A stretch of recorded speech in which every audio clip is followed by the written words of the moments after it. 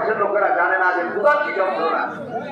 এই জন্য আল্লাহ রাব্বুল আলামিন নামাজের গুরুত্বের ব্যাপারে একটা পর্যায়ে বলেছে যে ক্ষুধা কেমন জিনিস, কেমন লাগে এর তোমরা যাতে করে বুঝতে পারো।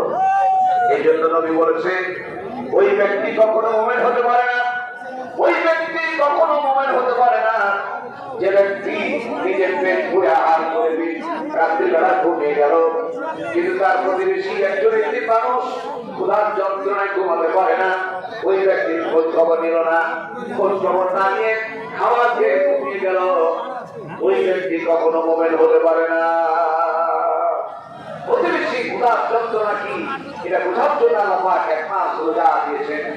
আল্লাহ পাকের দরবারে ফরিয়াদ জানাই যারা রোজা রেখেছি ত্রুটিমুক্ত করে আমরা পুরস্কার দিয়ে যেন যেতে পারি, আল্লাহ তৌফিক করেন। আমিন। সবাই বলেন আল্লাহু আকবার, আল্লাহু আকবার, লা ইলাহা ইল্লাল্লাহু আল্লাহু